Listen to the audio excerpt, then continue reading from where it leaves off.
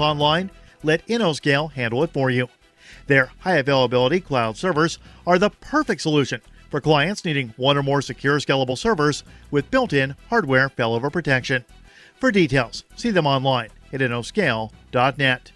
In the news, citing what First Amendment advocates have called an unconstitutional system of controlling what federal employees can and cannot say about their work, President Donald Trump's Justice Department on Tuesday filed a lawsuit against NSA whistleblower Edward Snowden over the publication of his new memoir.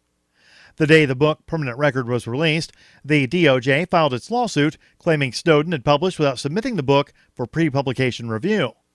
The DOJ is not seeking to block publication of the book, but is instead arguing that Snowden should not profit from the story of his 2013 decision to leak files about the NSA's phone and email spying program, since he did not have permission from the government to share the information. The government wants all proceeds from the book and is asking Macmillan Publishers to keep any revenue from being transferred to Snowden. Government approval is required of federal employees before they write or speak publicly about their work, a requirement that the ACLU says has kept millions of Americans from being able to speak openly about the government. The Liberty Beat is sponsored in part by Brave Botanicals, high-quality kratom and CBD at reasonable prices with excellent customer service. Brave Botanicals is activist-owned and mission-driven, and believes so strongly in the power of kratom, they're giving it away for free. Just go to freeounceofkratom.com for a free ounce of kratom delivered to your door. Just pay shipping. That's freeounceofkratom.com. This is the latest edition of the Liberty Beat. Find us online at libertybeat.news and snls.news. Your news now continues. The times are changing when it comes to drug prohibition and the war on drugs. And that's just as true in Europe as it is in the United States. The Mind Unleashed reports that in the United Kingdom, rising drug deaths, along with greater tolerance and open-mindedness towards substances like cannabis, are stirring talk of a reassessment of British drug laws, including the legalization of such drugs as cannabis, cocaine, and heroin. Such a move would spell a dramatic reversal of its decades-long war on drugs in favor of a public health approach. But with Boris Johnson's Conservative government in shambles, Labour Party Shadow Home Secretary Diane Abbott is speaking out about how a possible government headed by Jeremy Corbyn would tackle the issue in the near future. If the Royal Commission recommended so, a Labour government could decriminalize some, if not all, drugs. The country could also see overdose prevention clinics established by the government.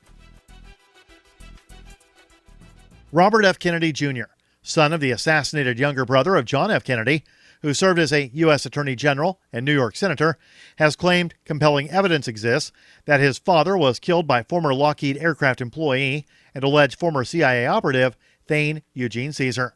The Mind Unleashed reports the accusation, published on Kennedy Jr.'s Instagram account, is just the latest confirmation that the late politician's family remains doubtful about the official explanation that RFK's assassin was 24-year-old Palestinian refugee Sirhan Sirhan, who had launched an assassination attempt against the presidential candidate on the night of July 5, 1968.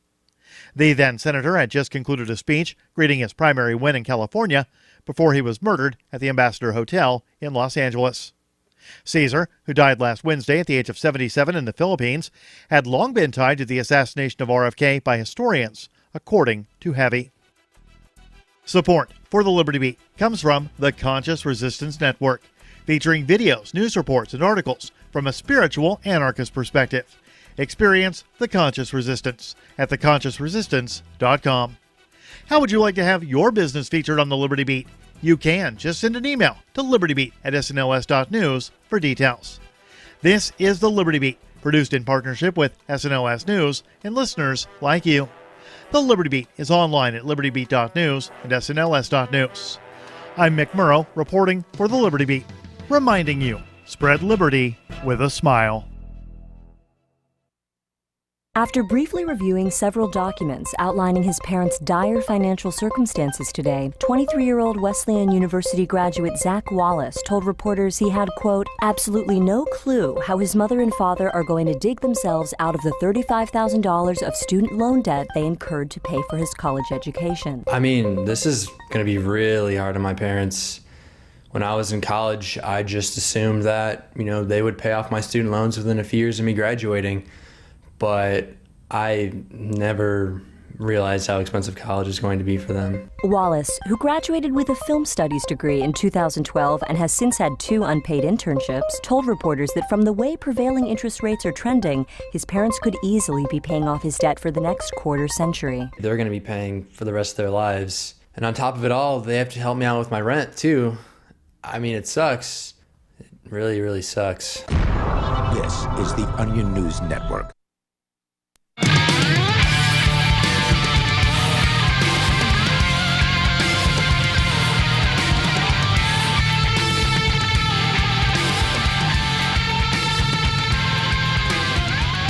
Welcome to the Call to Freedom. It is Wednesday, September 18th of 2019. I'm your host, as always, Aria DiMezzo, author of Dancing in Hellfire, which you can find on Amazon and soon to be re-released because Amazon pulled it down the first time for reasons that they never got back to me about. I don't know exactly what it was about Beyond Words and Labels that set them off, but they did delist it. And it's been pending review ever since, and all I know is that it needs to be resubmitted. So I'm currently working with Davi Barker, who is redoing the artwork for me. The artwork is significantly more graphic than it was the last time, so that should be interesting. Again, that's Beyond Words and Labels, and that's going to be going up probably by the end of October. I don't know. A few passages have to be rewritten because... one of the criticisms I got about the book was that it sounds in places like it condones rape and murder. Obviously, that's not what I was going for. So I think parts of it need to be rewritten, which requires me to reread the entire thing, find those problematic places, and, rewrite them so that they can't be misconstrued as some kind of nonsense like that. Of course, at the moment, as you hear, I'm alone in the studio, but Chris Wade is on his way. Michael won't be joining us today, but you will have me and Chris in the studio as soon as he gets here. The vaping thing, though, I feel like it really has to be discussed because, first of all, you have the massive disconnect, right, between people who believe a thing, but then who do that's badly phrased. You have this disconnect in people's mind, this cognitive dissonance that because black market vapor products caused people to get sick, we have to ban white market vapor products and send all of the people vaping into the black market where they can then buy some of these infected vapors and then get sick. Now, you have to wonder when you realize this, is there not some sort of insidious logic behind it, or are they just truly that stupid? I think they're probably just truly that stupid because cognitive dissonance is rampant in the United States. I mean, there's no doubt about that whatsoever. And I think it probably starts with religion teaching people how to believe two mutually exclusive things to be true when, all logic dictates that they can't possibly be true. And this is another example of that. They believe that vaping products bought on the black market are making people sick. And for whatever bizarre mental gymnastic methods they use to determine this, they came up with the idea that we must therefore ban vaping, which for anyone familiar with it, if you had people getting sick, right, from buying alcohol that turned out to have, metal shavings or some kind of crap in it, and you decided then, okay, well, we need to ban alcohol, It wouldn't be effective. That was also badly phrased. Chris, welcome to the show today. Hi, just a little late. It's all good. So I'm talking about the vaping nonsense and the proposed vaping bans being India actually just banned Juul and Philip Morris. Really? Yeah. Don't they have smoking? Isn't that part of their culture and everything? I don't know. We can go to the article. It comes to us from Forbes. India bans e-cigarettes, shutting out Juul and Philip Morris.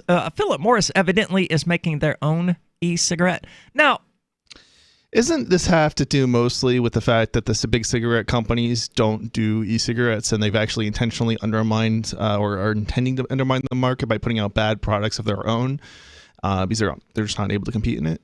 I'm not sure. Philip Morris is one of the largest tobacco manufacturers in the world, I think, at least in the United States. They're the people who make Marlboro. Right. And that's by far the most popular brand of cigarettes. And I think they own a few others, hit and miss. The tobacco they sweep up off the floor gets thrown into I mean, my understanding is that they're lobbying. They're actually, big tobacco is actually lobbying against e-cigarettes. I believe it. Anybody who thinks that these e-cigarettes are bad, they're being influenced, probably not so much even by people who are anti-tobacco, but people who are pro-tobacco because they're making money off it. But it's not even the e-cigarettes, though. It's the THC vaping cartridges. That were the problem. Here in the United States, the mysterious lung illnesses. Well, I mean, that's what they're using as an excuse to ban these products. Right. It had nothing to do with nicotine vaping whatsoever. Right. Yeah. So, I mean, this is kind of the point. It's like they're using fear tactics. These even it's not even the marijuana so much that's causing the problem, so much as the ingredients that some users are putting into it or it was like hand contamination. sanitizer or some kind of nonsense like that. I mean, if you put in something that wasn't sold in the product, you can't even blame the product. Now, if there was you have to blame the black market and the bans that cause ordinary consumers to have to turn to the black market instead of just walking into a store to buy it. That's probably also partially a contributor too, but I'm not even entirely sure whether or not the products themselves that are been sold on the market were contaminated prior to their sale. But if there's more information in the story, I'd love to hear it. I don't have that particular story pulled up in front of me. Because it was just all about the vaping bans and all of that. So India announced a ban of e-cigarette production. Now, when we use that E, doesn't the E stand for electronic? Yeah. See, I would make the argument that these are not electronic. They may be electric, but they're not electronic. So anyway, these e-cigarettes, which I guess is a better term than vaping. I mean, some of them have little LCD screens on them. That's true. Well, those are certainly electronic then. Slamming the door on expansion efforts by companies like Juul and cutting off their access to the country's 100 million adult smokers at the same time as the devices face widespread crackdown in the United States. Yes, a crackdown related to absolutely nothing regarding nicotine cigarettes. I wonder what kind of illegal or black market there's going to be for e-cigarettes now in India. Good question. I mean, because a lot of people prefer that over smoking. I don't, because I'm allergic to something that they put in them. I don't know what, but I can't take a hit off of it without coughing. I wish I could. Yeah, I've noticed myself coughing when other people have been smoking e-cigarettes, and I'm not 100% sure it's like the e-cigarettes, but and I don't even necessarily think it's all e-cigarettes, like the juices. I think it might just be some of them. Yeah. Sometimes I'm fine, and other times I'm not. Well, I've always had problems with it. They contain primarily two chemicals, propylene glycol and vegetable glycol. So a lot of people find the propylene glycol to be a bit harsh, so they get high VG. This is what I did for a long period of time. But it was still really hit and miss. Like sometimes it would just be so harsh I couldn't use it. Okay. And sometimes it would be perfect.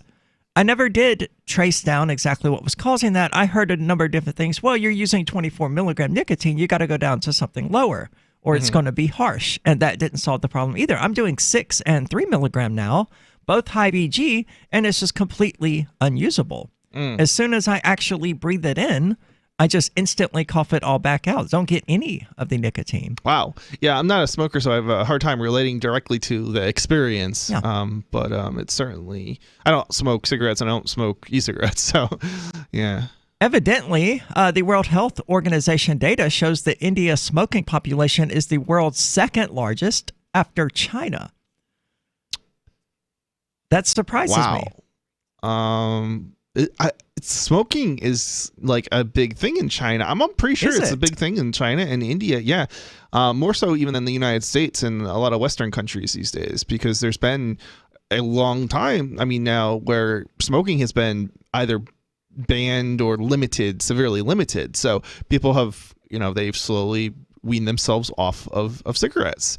But these bans, I don't think they've existed in a lot of China and India and a lot of these other countries, because one of the things that they did, I believe it wasn't even in the 90s, is they focused a lot of their marketing on overseas, like marketing, and like I'm talking about like actual marketing, like to children, even an overseas market where they were not being targeted by wealthier countries.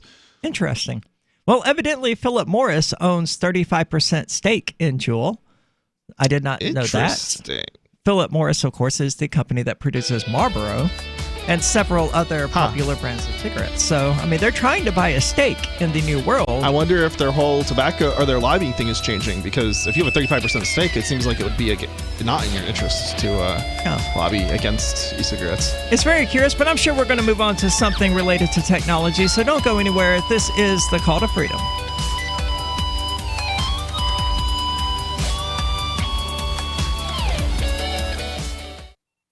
Are you a cryptocurrency advocate? The Crypto Tip is the ideal outreach tool to help new people discover cryptocurrency. It's a printable business card-sized tip that you can give to service providers, preferably in addition to a good cash tip. When the server scans the QR code, it'll bring up an explanation of cryptocurrency, how to install a wallet, and allow them to claim the tip. If they don't claim the crypto, you get your tip refunded to you after a time period you specify. Plus, if they do claim the tip, you get an email alert. Create as many tips as you want at cryptotip.org. That's cryptotip.org. Excuse me, is this where I get a license to start a new business? I wouldn't be hasty. You have to get a license to go out of business, too, you know. Oh, well, look, I've invented this little anti-gravity machine, see? Oh, is that why you're walking 2 inches above the floor? Oh, yes, it's very comfortable. It saves on shoe leather. Yeah, well, you have to fill out these forms and report to the Human Services Department of Manpower Orientation and register with the Fair Employment Practice Commission, the Wage and Hour Division of the Employment Standards Administration, the State Sales and Income Tax Division, the Internal Revenue Service, and the Social Security Administration of the Department of Health, Education, and Welfare, and, of course,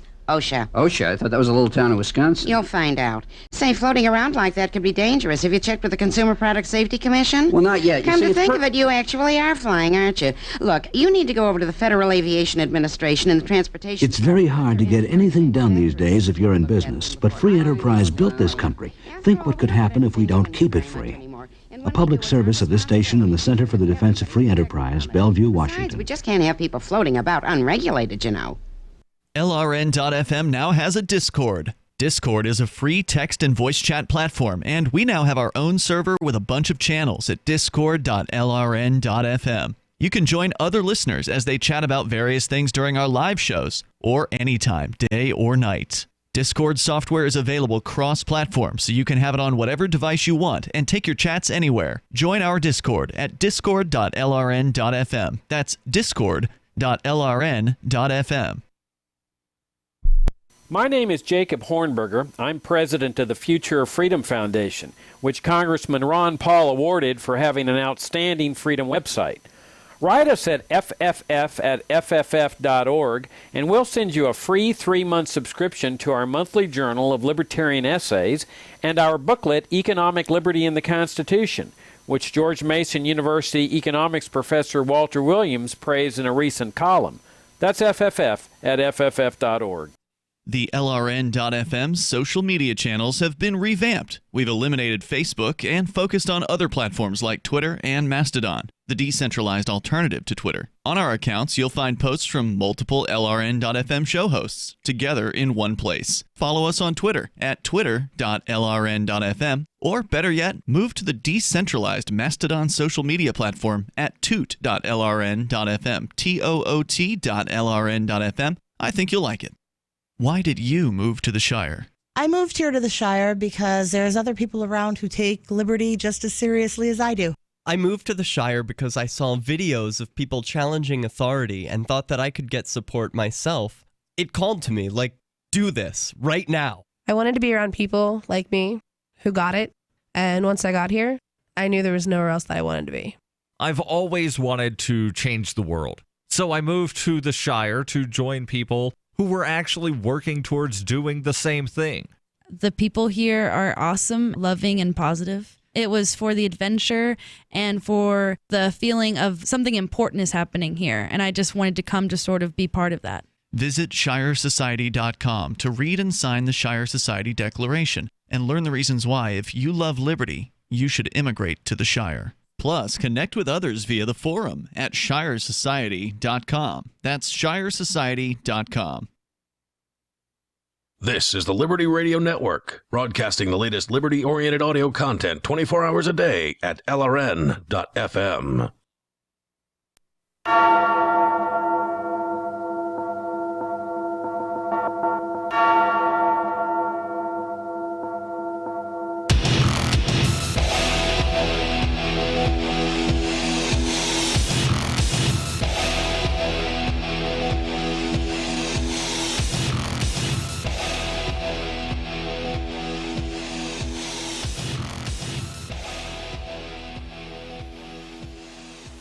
Welcome back. This is the Call to Freedom here on LRN.FM. As always, you're invited to give us a call. That number is 603-283-6160.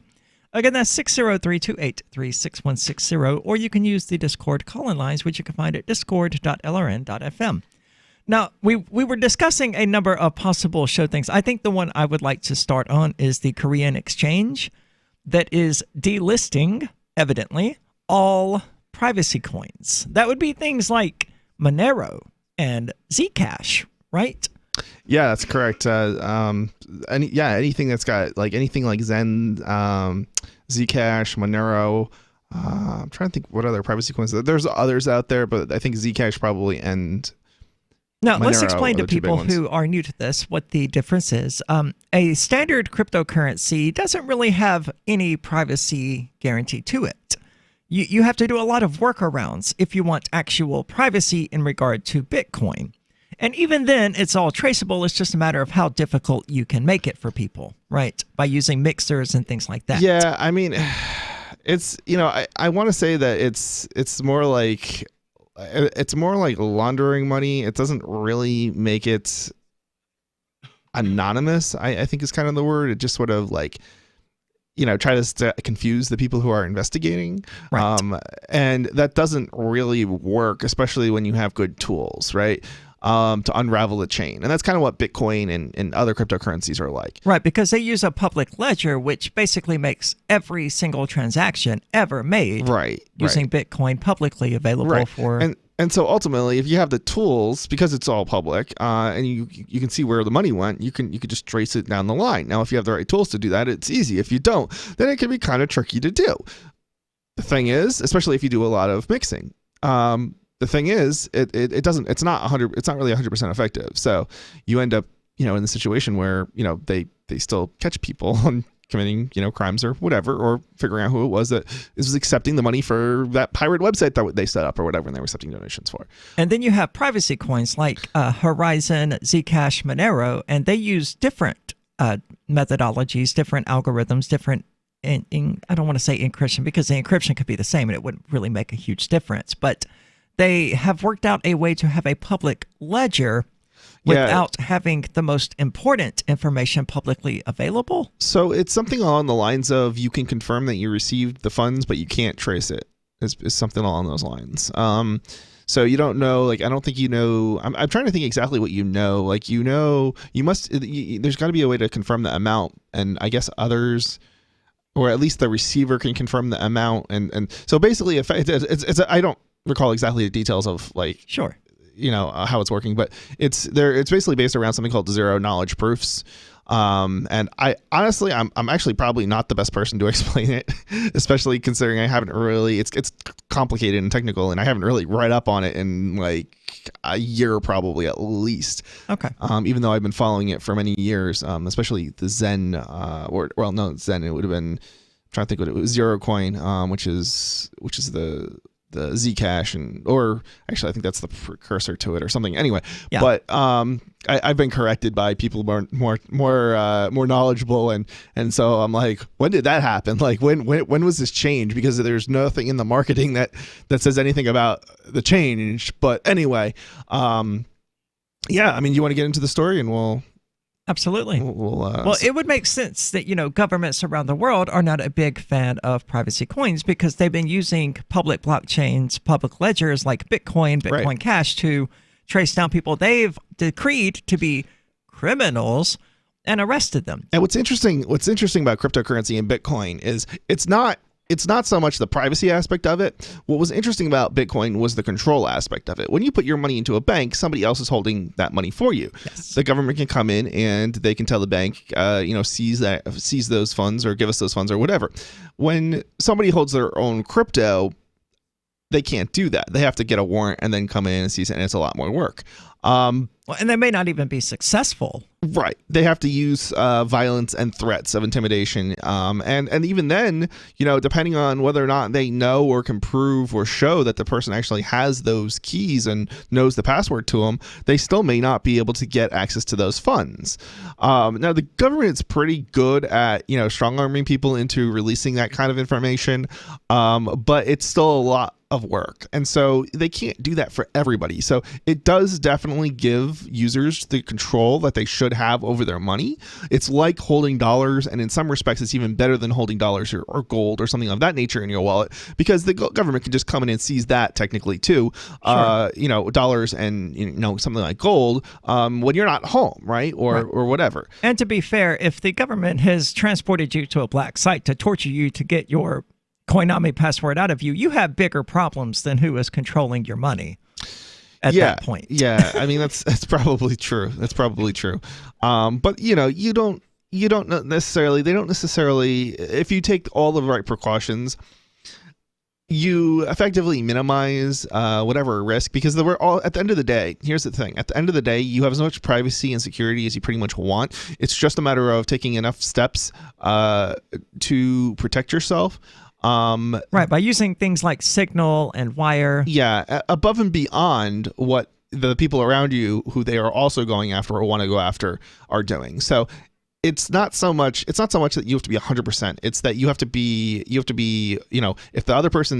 everybody else is like 20%, you just got to be more than 20%, even if you're not 100%. So, and they're going to, because they always go after the weaker target. Unless you're a really particularly interesting individual that they're going after, they're not going to waste their time and energy and resources. Everybody has a finite amount, even the government, even though it's overwhelming to your average individual, they're not necessarily going to use that unless they're specifically targeting you because you are you're the speaker for, I don't know, whatever it is that you're advocating for, or, so on.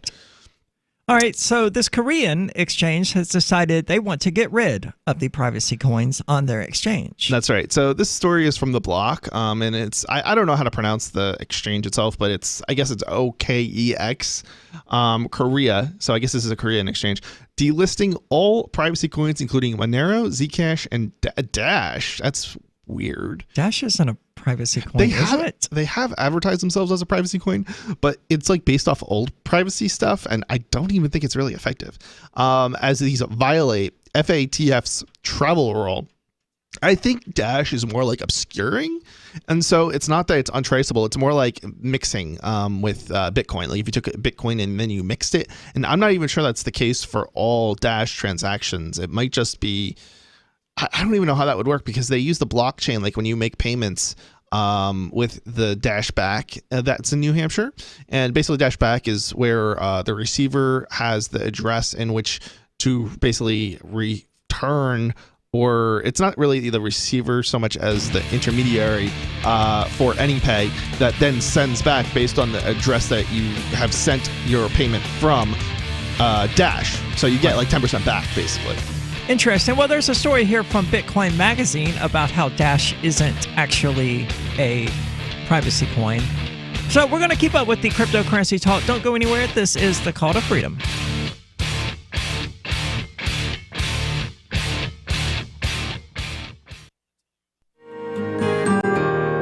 So the protection of life, liberty, and property is what the Free State Project is all about. But it's an effort to move 20,000 people who understand. It's about demonstrating to the entire country that, we can have a free market, a truly free market. Making it just a freer, great place to live. It's the world's largest voluntarist libertarian community, and it's only getting bigger. That's amazing, to be able to move to a place where other people passionately believe in being free and independent. What the Free State Project is managing to do, though, is to put their money where their mouth is. Physically getting up across the country and saying, let's go someplace and let's demonstrate the power of these ideas. There's a lot of kind of philosophy that surrounds liberty. There's a lot of thinking about it and talking about it. But here in New Hampshire, people are doing it. 101 Reasons Liberty Lives in New Hampshire, a documentary by Free State Project Early Movers. Watch it free at 101reasonsfilm.com. 101reasonsfilm.com. Bitcoin.com has launched a trading platform at local.bitcoin.com, allowing you to buy or sell Bitcoin Cash via dozens of payment methods like PayPal, Venmo, bank deposit, remittances, or meeting in person with cash. There are no ID requirements to sign up for and use the site, and all communications between buyers and sellers are encrypted. Finally, a global trading platform that respects your privacy. Visit local.bitcoin.com to get started trading Bitcoin Cash. local.bitcoin.com. If you're looking for work, it's a process of elimination, and you're trying not to be eliminated. So here's a tip for making the cut, and this might seem subtle, but to the person interviewing you, it's not.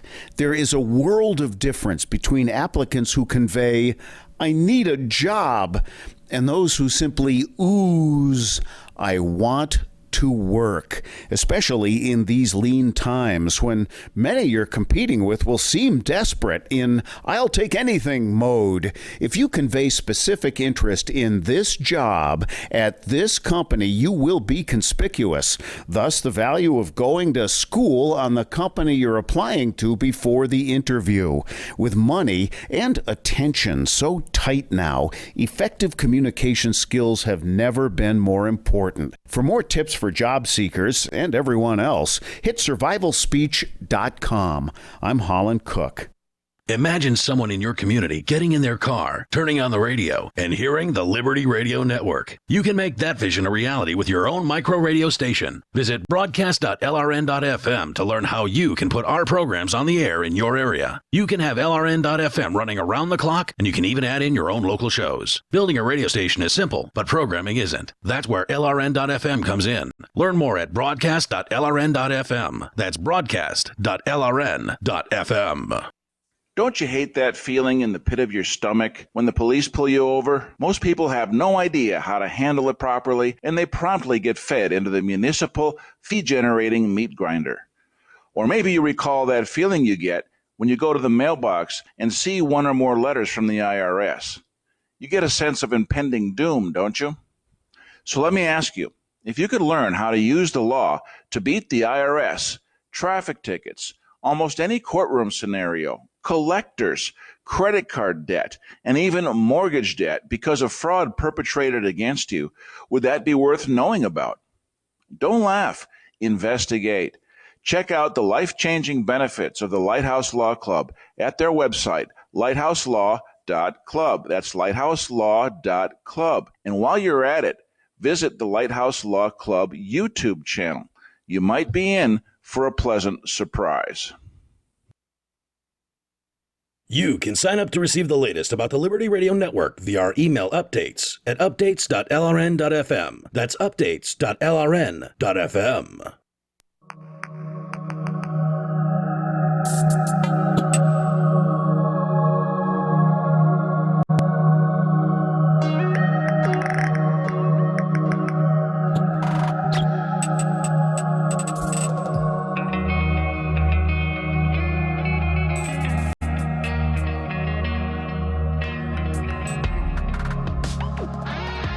Welcome back. This is the Call to Freedom. And the Rational Review News Digest, which you can find at rationalreview.com, is the Freedom Movement's daily news digest, aggregating stories from all over the internet that are of interest to libertarians and to liberty-minded people. They include podcasts, videos, blogs, news articles, and more. And, well, actually, no, they're no longer a source for Call to Freedom's podcast because we no longer do a podcast because I can't be bothered. I mean, we're ending the show. Why would I want to keep paying, Podbean $15 a month to do it? Oh, wow. You got to pay them for it? Yeah. Well, you can get basic features and stuff like that for free, but I'm not a basic person. I want to be able to make things look the way I want them to look. Gotcha. So we've been talking about cryptocurrency, and evidently this Korean exchange OKEX or OKX, OK Exchange. It's like capital O, K, and E, and then the lowercase x. Okay. I don't know how you're supposed to pronounce that, but yeah, who knows? I mean, so they've decided they don't like privacy coins, and they're going to delist them. And oddly, they've included Dash in this list. It doesn't sound like they're anti-privacy coin because they were already taking it. It's a response to the government. So the government it kind of mischaracterizes it if you say they don't like it because they're doing it based on force, based on violence. Okay. From the other party, but because they're not willing to stand up to the South Korean government. Yeah, that's certainly a fair statement. Yeah, sort of like Coinbase, or Coinbase at least pretended to stand up to the IRS right before they bent over. Yeah, I mean, I think ultimately, in some respects, I can't entirely blame a company for basically giving in some respects, because ultimately the alternative is to be crushed. I do have more respect for companies who are willing to stand up and at least to defend their users to whatever degree that they can, though. And I think in some cases, companies have done that, but frequently they haven't. And I actually have another story that I don't know if we'll do this story, but from EasyDNS, and they're one of these companies that have been standing up for their customers, and when they get DMCA notices and things of that nature, they basically don't take stuff down and they wait for a court order and things of that nature. Yeah. So let's go to the story here. Yeah. So cryptocurrency exchange OKE's Korea unit is delisting all 5 privacy coins: Monero, Dash, Zcash, Horizon, and Super Bitcoin. Super Bitcoin? That's not one I'm familiar with. I'm not familiar with it either. The transaction support for the 5 coins will end on October 10th, while withdrawal services will stop on December 10th. OKEX Korea announced Monday the exchange said the decision has been taken as these coins violate the Financial Action Task Force travel rule. In June, it's interesting because that travel rule thing, I'm pretty sure, is applicable in most, if not all, countries. And I'm pretty sure that includes the United States. So it's interesting. What is this travel rule? That you have to declare your money? Well, let me continue reading, because I don't entirely know what the details are. I'm just pretty sure we have it in the United States, and the question is, are they going to be enforcing it? Are you aware if they've been any of the exchanges have yet to delist in the United States Zcash or any of these other cryptocurrencies? I'm not aware of it happening. Yeah, because I think they're going to have to do this in the United States in order to comply with the recent rulings or decisions or whatever by I'm trying to think of the organization that deals with that in the United States, but the government here. In June, the FATF, the Global Money Laundering Watchdog, issued its final crypto guidelines. Yeah. Okay. So it issued its final crypto guidelines, which is I don't think this is the same organization as in the United States, but there's whatever is akin to this in the United States has had a similar ruling recently.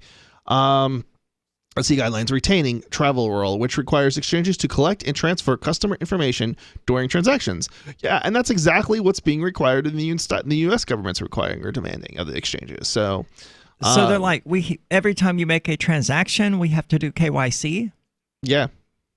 That's absolutely absurd. I mean, this is the Indian law? That every one of these cryptocurrency transactions requires KYC? Korean, but it's Korean. That's what so I meant. The thing is, there's laws effectively that transcend borders, because if your country doesn't comply with those laws, you can't do banking with any other country's banking systems. Well, except for maybe another country that doesn't comply also, but there's not that many of them. Like, you're probably talking about like a handful of countries, probably like Korea, not Korea, but maybe North Korea, maybe Iran, something like that. But almost all your countries comply, because if they don't comply, they're going to be it's almost like a sanction. Like, they can't do business on the international market. And how do you pay for goods? I mean, maybe you could do gold or something like that, but it becomes really a lot more difficult to trade on the international markets if you don't have access to dollars. That basic. Well, it wouldn't be the first time the United States did something hypocritical, but I mean, the United States hasn't applied this. There are plenty of American exchanges that are offering things like Horizon, Zcash, Monero. This is the first exchange to do it, but as far as I'm aware anyway, but it's probably, I suspect it's not going to be the last, because there's no way for a U.S. exchange to comply with the travel rule, as far as I understand it. What's being asked... Well, who passed the travel rule? It doesn't work like that. It was a regulatory decision, I believe. From who? In what country? The U.S. equivalent of this organization. It's not something that's new. It's something that's existed, and basically these exchanges are technically violating it. And it's been ever since, I'm trying to think of what year it was, but probably maybe 2005-ish, I'm thinking. And even before that, there was this rule. And the thing is, it wasn't necessarily being implemented the same way or at all. But basically, it's something like, if you say you're using let's use PayPal as an example. So in the 90s, if you were to send a transaction from one PayPal user to a PayPal user in another country, and that money came from your bank account, okay, it would, everything would just go through and you wouldn't have any problems. Well, now if you do the same thing, again, if it comes from your PayPal account, this isn't a problem. But if it comes from your bank account, it's a problem. What happens is your bank will probably charge you $10 because there's this system in place where your bank has to know, not only does PayPal have to know where the destination of that money is going, but your bank has to know the destination of that money. And so and I think this is the same. I'm pretty sure this is the same thing effectively. Well, this is all like a result of the 9/11 hysteria and the Patriot Act and other kinds of anti-terrorist nonsense that came about the following decade, right? It probably is, because I'm thinking it was like 2005 before it was implemented, but it existed prior to that. I don't know that it existed in the 90s. So yeah, you're probably right. I just don't know. I'm not certain about it, but I'm pretty sure. All the more reason to use cryptocurrency as well. It's nobody's business but yours. Right, who you're sending money to and why you're sending it. Right. It's not your bank's business. From a user's perspective, the government's not going after users. They can't really effectively go after users for kind of ignoring this. But what they can do is go after exchanges. They can go after banks. They can go after anybody who does any kind of money exchange, and they will, and they have, for violating this rule. But ultimately the risk is really so low that it's not worth, as an individual user who is buying or selling cryptocurrency, it doesn't make sense to comply with it. It doesn't matter how big the risk is. It could, the penalty could be death, right? And it still wouldn't make sense to try and comply with it, because the reality is, you're going to end up with millions of users, and they're going to kill one or two people. The chance that it's going to be you is so small. You're more likely to get run over by a car and die on your way to the store today than... Well, it depends on how much attention you're attracting to yourself as well. Right, that's true. But we're talking about your average individual, which is going to be greatly less interesting to the government than the guy at the top who's selling hundreds of thousands of dollars worth of Bitcoin every day. Yeah. If you become an exchange, you don't want to comply. I mean, you do want to comply, is what I meant to say. More cryptocurrency discussion. Don't go anywhere. This is the Call to Freedom. I'm crazy about My Magic Mud. This is the most important oral care product created this millennium, and I'm not kidding. We all have different opinions on politics and issues, but we all have mouths. And I want yours to be as clean as possible, with teeth as bright as they were meant to be. I will never be without My Magic Mud. It's a little surprising, but man, does it work. If you only listen to one thing I say ever, go to mymagicmud.com and get 20% off with code FTL. mymagicmud.com, code FTL. Free Talk Live. The idea that politicians are leaders. Check your premises on that one. Cutting proof. Really? Would you really follow Barack Obama or George Bush? Would you really follow their every command? Would you follow their suggestions? Do you believe that politicians are somehow more knowledgeable than you are? That politicians are of a special group of people? They're a special little critter that for some reason is more enlightened or educated? Constantly you can hear talking heads refer to the authorities or our leaders in Washington, and it's just patently absurd. I mean, these people are failures at life. That's why they became politicians. Right. There's so many of them are attorneys. The good attorneys make a whole bunch of money and retire with yachts. The unsuccessful ones go into politics. Free Talk Live, 7 nights a week from 7 to 10 Eastern, live on the Liberty Radio Network at LRN.FM. Some of you asked, and now we've delivered. LRN.FM's live Keene, New Hampshire studio shows are now streamed in HD on Twitch. Visit our channel at twitch.lrn.fm and give it a follow. If you have Amazon Prime, you get 1 free subscription on Twitch. If you use it on our channel, Twitch will give LRN.FM a monthly piece of your Prime subscription cost. So please watch, follow, share, and subscribe to twitch.lrn.fm. That's twitch.lrn.fm. There are basically 2 types of advertising: direct response and branding. Radio's great for direct response with its low cost to listener ratio, but audio can't be beat for branding, which is a longer term endeavor. You want to be the first thing that someone thinks of when they think about your product or service.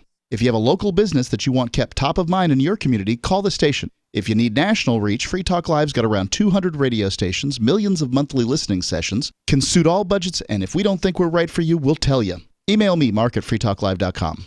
Did you know you can listen to LRN.FM via our free-to-air satellite channels? We have channels over nearly all of North America and much of Africa. All you need is an affordable receiver and a dish as small as 30 inches. There are no monthly fees. Learn more at sat.lrn.fm. Plus, if you are a broadcaster or want to be one, this is a good delivery method for our content. See our coverage maps and get details at sat.lrn.fm. That's sat.lrn.fm. sat.lrn.fm. Is spreading the message of liberty, cryptocurrency, and peace around the globe worth $2 per month to you?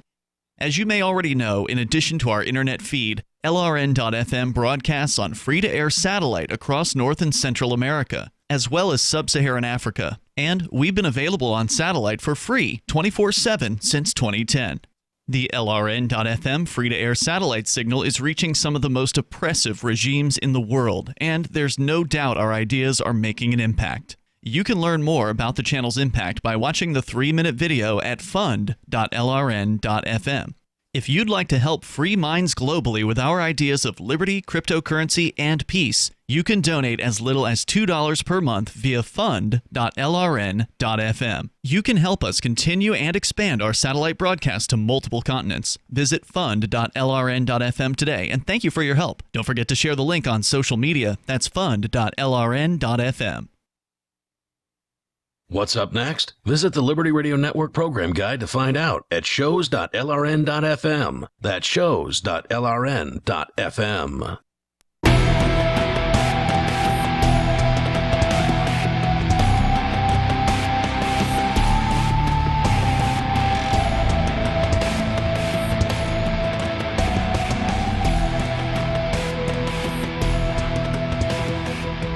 Welcome back. This is The Call to Freedom. And if you've ever wanted to have sex with prostitutes and then arrest them, or bust people for drugs and then sell the drugs on the side for a nice little bonus, or just enjoy the power rush of being a cop without all the paperwork, then you should try the Thin Blue Line game, which you can find at thinbluelinegame.com. It's the only card game in the world that allows you to shoot someone over a broken taillight and then escape accountability with the magical phrase, "I feared for my life." You know, typical cop stuff. Get it now at thinbluelinegame.com and use the coupon code CTF to get all shipping costs waived. So go get it. Again, that's thinbluelinegame.com. Now, speaking of cops and their shenanigans, we're talking about a Korean exchange here who has decided that in order to abide what is called the travel rule, evidently, passed by some American regulatory body, it would seem, post 9/11. There's an organization, I believe, that coordinates all this at like an international level. Was it the United States that proposed something the travel like the rule? World Bank I or don't something know, like that. but I wouldn't be surprised. Something. I don't know. I wouldn't. It's not the World Bank. Well, I'm sure it's not the World Bank. It's just something similar. Yeah, sort of. The World Bank is like an international type of organization too. So, in that sense, I guess it is. So let's get back into the article here. Again, they cite Dash as one of the privacy coins, and I just think it's important to point out again that Dash, while highly usable as a currency, is not a privacy coin. Yeah. So I'll go into a little bit about what it requires. So the rule requires exchanges to collect and transfer customer information during transactions. They have to know where that cryptocurrency is ultimately going, its ultimate destination, and they can't know that. They can't know that if it's a privacy coin. If it's Bitcoin, they can see its final destination, sort of. The information includes originator's name, his account number, location information, as well as beneficiary's name and his account number. It does beg the question, though, even with Bitcoin, how would an exchange know the persons who is receiving its information, right? Unless they put in some sort of requirement where you can only send to your own wallet. And then I don't know if you would have to agree not to send it on, forward it to somebody else. Well, what the hell would be the point of that, I don't know. Like, it doesn't make a whole lot of sense. Now, I'm thinking it may just be, you can only send it to your own wallet from an exchange. What? And the rule maybe doesn't require you the financial institution to know where it gets moved after that. It just has to know like the final destination from like a financial institution perspective. So perhaps that maybe is enough. But one of the things that's bugs me since I've been trading at local.bitcoin.com is, I used to have this perspective that cryptocurrency wasn't as easy to replenish as it actually is.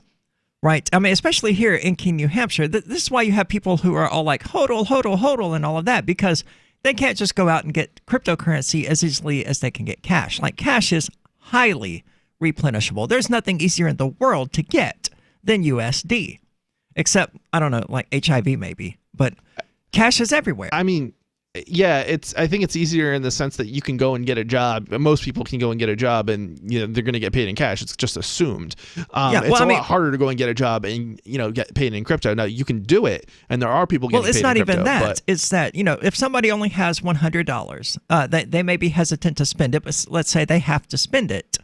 It's much easier for them. It's got a much lower opportunity cost for them to use the USD. Versus if they only had $100 in like Bitcoin Cash and they had to spend that. One of them is just significantly easier to require. And this is why I'm able to justify to myself my trading at local.bitcoin.com, which is done at a very high profit. Most of the people who come back to me are previous purchasers, are previous customers. So they do buy Bitcoin Cash. They spend it. I don't know on what. I don't care on what. Most of them, a lot of them have told me, and it's usually a gambling site. Not my business. I would advise against gambling in any form, but especially online gambling sites. But hey, you do you, man. So they spend it and they come back and buy more. So I am literally, by doing that, helping to make Bitcoin Cash more accessible to the average person. And that makes me feel very good about what I'm doing. This is why I don't talk about this. This is why I don't get involved in this kind of stuff. Why? I mean, all I'm doing. You're gonna get crucified when you get when you're in court someday. You are going to get crucified. I don't care, man. For what? I've done nothing illegal. I don't entirely know. Well, so first of all, gambling is not. It's not illegal everywhere, but the problem is that it's not my concern. It will be your concern when you're in court. If you're employing somebody to cut your grass or whatever, it's not your concern if they're going to use that money to buy pot or to buy alcohol or to go to an illegal gambling establishment. I would agree with you on a moral level, but on a legal level, that's not what the government is going to say. The government's I thought online gambling was legal everywhere in the United States. No, it's the government. The federal government basically requires banks to stop any kind of financial transaction that ends up in a gambling, basically a gambling company's bank account or whatever. So if you try to transfer, like do a wire transfer to, I don't know, the Virgin Islands, where there's, I don't know, some sort of gambling operation set up, online gambling operation, they will stop that transaction. And they're required to do so because they're liable for it, basically, if they don't. And the thing is, like, you make a comment about how cutting somebody's grass, like if you pay money, you don't care where that money goes. Well, if that person who's cutting the grass says something to the effect of that they're going to use it for, illegal drugs, if you don't stop that transaction, the government will say that. But they still provided you a service. You have to pay them. It doesn't matter. It does matter to any sense of morality. Right, from a moral standpoint, but the government is not moral. The government is going to say that it doesn't matter. You had to stop that transaction then and there. You could not continue that transaction, knowing that it was going to further a crime.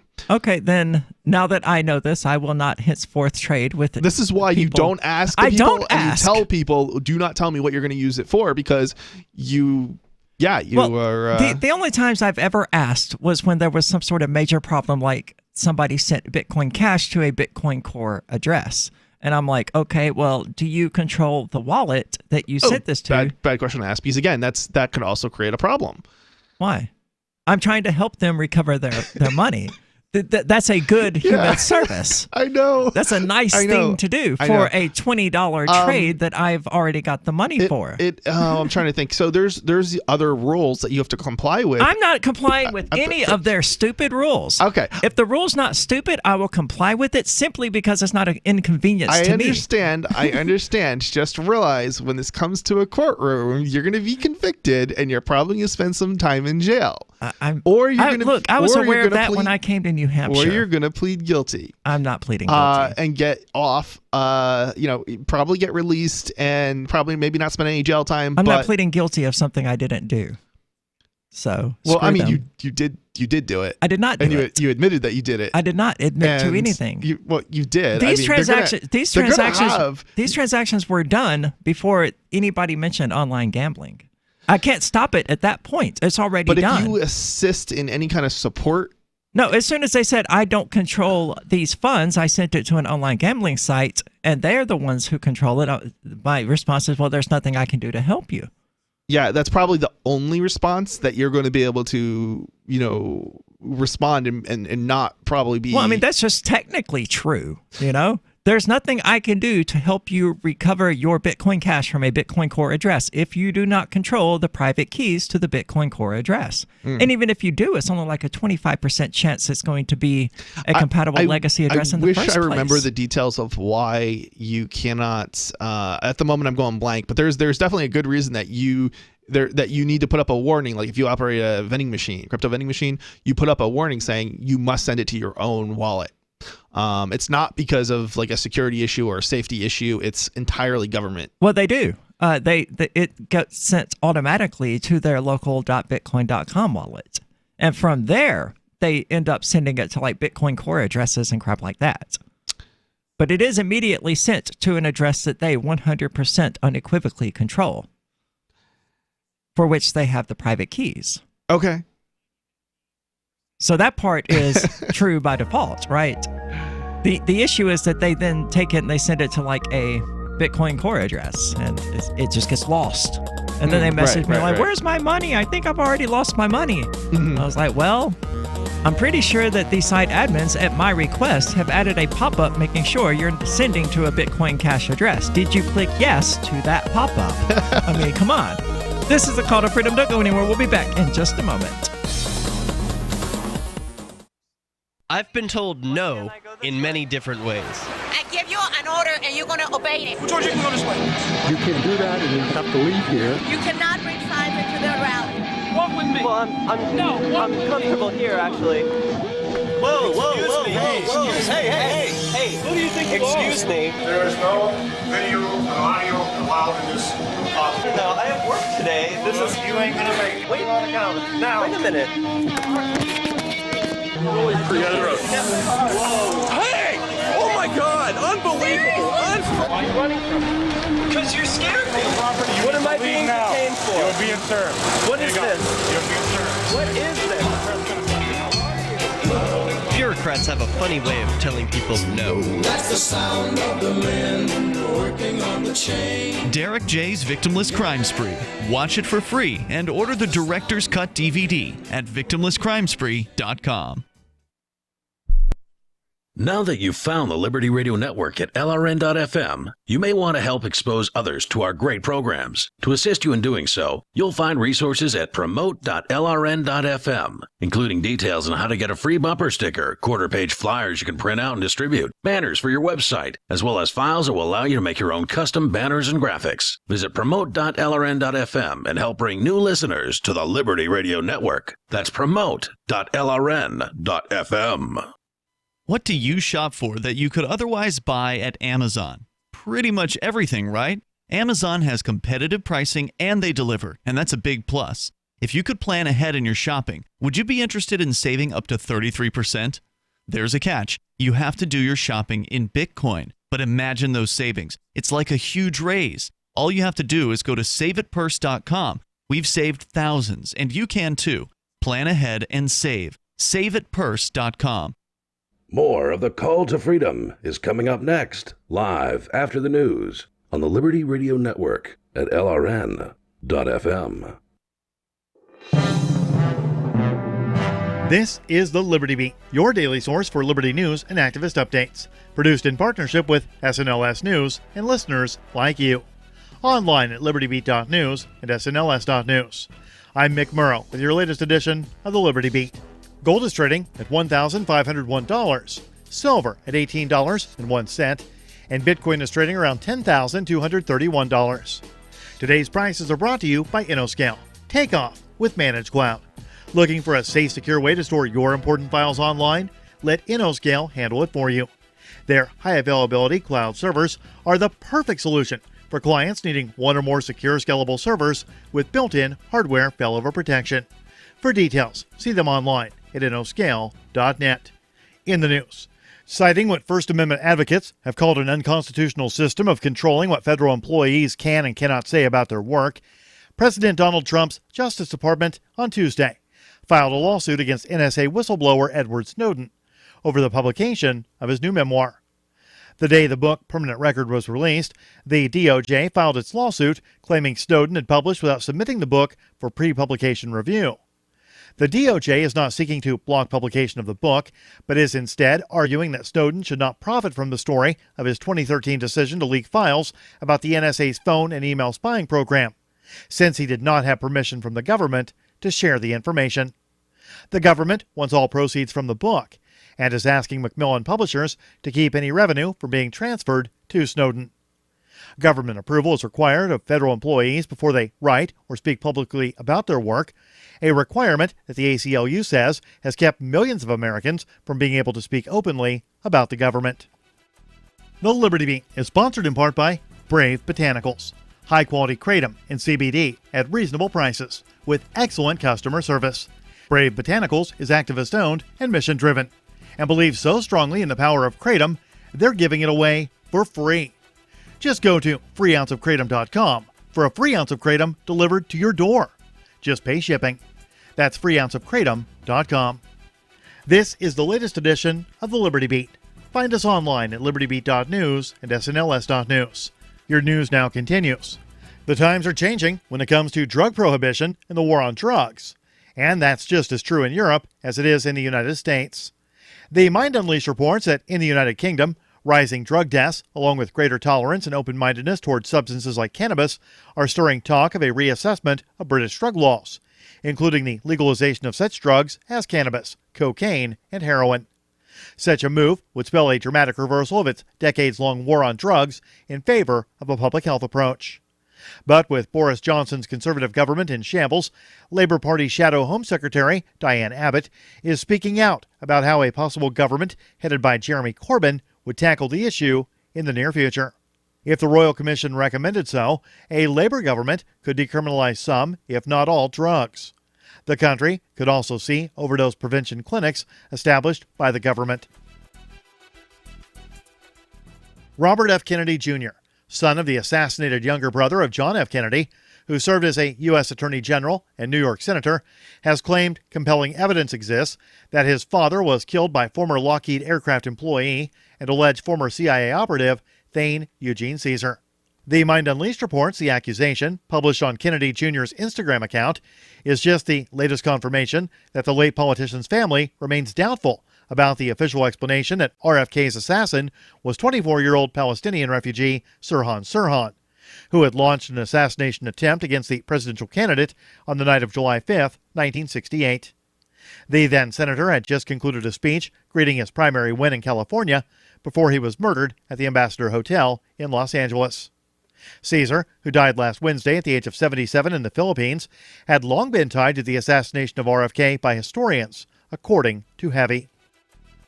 Support for the Liberty Beat comes from the Conscious Resistance Network, featuring videos, news reports, and articles from a spiritual anarchist perspective.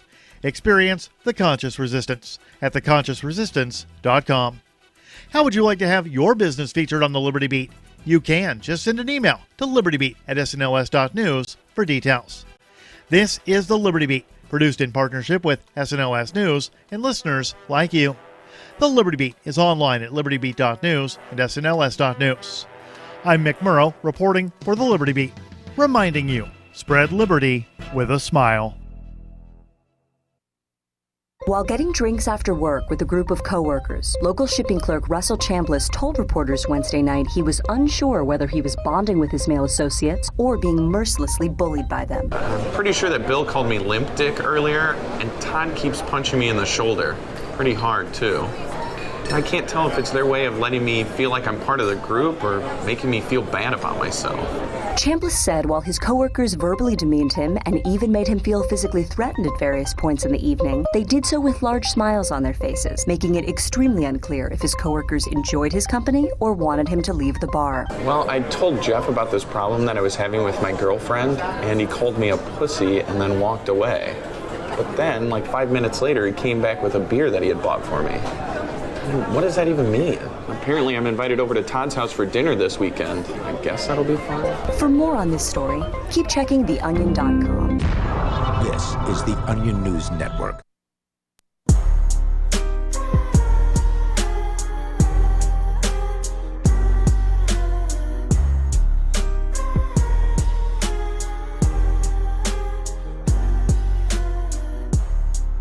Welcome back. This is The Call to Freedom here on LRN.FM. I'm your host, as always, Aria DiMezzo. Please go to my Facebook page. I'm sure most of the people out there listening are actually aware of it. And find the first post. It's actually a GoFundMe that I set up for my sister in order to pay for her divorce and her attorney fees and all of that. Because the situation is a mess. Like most violent psychopaths, the person essentially did everything they could to cut her off from the rest of the world, including forcing her years ago to quit her job. Now she's got 2 kids, so she's trying to divorce this guy, with one of whom is severely autistic. So she's in that kind of situation with no job, trying to raise 2 kids, get them to school, keep them fed, and all that kind of crap.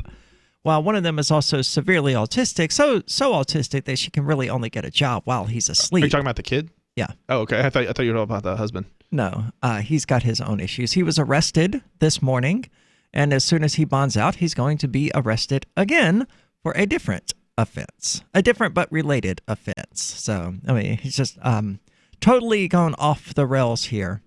And the divorce should go relatively well for her. I mean, there's plenty of evidence that he's nuts. And she's got an audio recording of him saying that, yes, saying that one of his sons, my nephew, the one that I love to death, is a stupid and dumb kid, always not good for a father to say, and also admitting to abusing their autistic child by bullying him.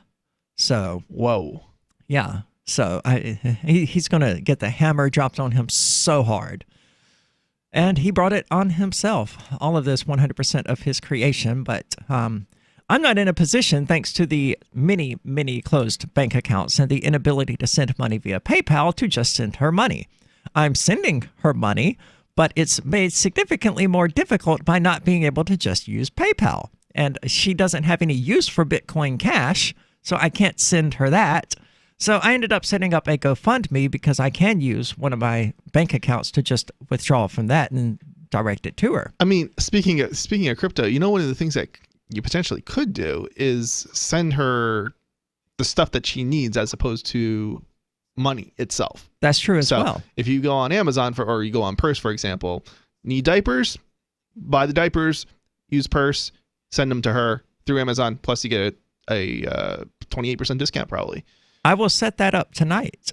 I can't do it until after work, but that's an awesome idea. I don't expect there to be many takers other than me, who's got plenty of Bitcoin Cash lying around. But well, whatever crypto you get, it's probably not going to be much anyway. So, yeah, that's one solution. It is. That's an excellent solution. I also thought about adding a QR code to one of my Bitcoin Cash addresses and then using that, selling it, and giving her, the money through, Google Pay or something like that. But that seems to involve a number of steps that I really just don't want to get involved with. It would be easier if she actually had a crypto wallet and could receive, helpful donations through that mechanism, but she doesn't. It would go through a number of channels. There's, and I don't know if this is, I don't know if there's a way to do this to buy the crypto with a money order, but that might be another way, depending on whether or not she has access to a bank account. I sell crypto via money order. You can also potentially send her a money order, and she can probably go to as long as I'm trying to think what this is, post office has, and it's a post office money order. As long as the post office has the funds in the drawer, so if it's like a $700 one, it's probably less likely, but you can still get $700. That's like the max I think they can send in a money order, Really? U.S. postal money order. But yeah, and domestic, not international. I don't know if there's a difference between U.S. and international, but yeah. But basically, they can, if you go into the post office with that money order that somebody else sent you, you can cash it out there without actually having a bank account. Very cool. Of course, the easiest method is to just go through GoFundMe, where you can just use her debit card to send her money, and it will transfer to her bank account when she goes to withdraw it. I'm estimating about $3,000, and that's really on the low end. That barely pays for the attorney retainer fees and gets her a U-Haul to move somewhere, because they're going to be evicted by the end of the month anyway. It's and it's because of her soon-to-be ex-husband. It's just a total mess. And I'm like, if I was in Mississippi, I would be able to help you with this. But at this point, all I can do is background stuff and sending you money, right? But yeah, $3,000 is going to end up being a little light, because half of that's just the attorney retainer. Yeah, $3,000 is. I mean, that's not going to be. What is that? What are you expecting that to be enough for? That's not going to be enough to cover the lawyer. No, I can cover the lawyer. Okay. I just can't cover the retainer up front. That's the primary concern with the lawyer. Like, once she pays that $1,500 retainer, just send me a bill, right? And I can take care of that as the bills come. Right. That's not an issue for me. But yeah, with PayPal closed, with my Cheshire Credit Union account closed, with Capital One closed. Okay, so you're saying you don't have the cash up front to cover the retainer. Yeah. Okay, I understand. That makes sense. And then there will be further bills as time progresses that you can cover. Okay. Yeah, no, I'm not worried about those. Okay, yeah. I'm trying to think, like, usually when I've paid lawyers, it's like, oh, I'm just going to pay one upfront fee and call it a day. Or maybe it'll be two payments, but it'll be like, if I owe $5,000, it'll be like, all right, I'll give you $3,000 today and I'll give you $3,000 in a week. Right. When I'm thinking about this, I'm not thinking, oh, I'm going to put up a small retainer and then pay, because that's just not how I've done it. Well, this is Mississippi, so lawyer retainers are different. I mean, in New Hampshire, it may be like $5,000 or something like that for a good lawyer. Oh, no. It all depends on the circumstances, the type of lawyer, and various other factors. So it's just, there's usually different ways you can pay the lawyer, depending. I mean, again, it all depends, but sometimes you can pay them as the hours build up. So like, and that's not how I've done it, but well, that will be the case here. Yeah, right. And you're basically paying them based on an hourly thing, as opposed to, they might need a small retainer, but they're not asking for an upfront fee to cover the whole trial or whatever. Yeah, because it's a divorce. I mean, it could be messy. Yeah. It's gonna drag out for years. Yep.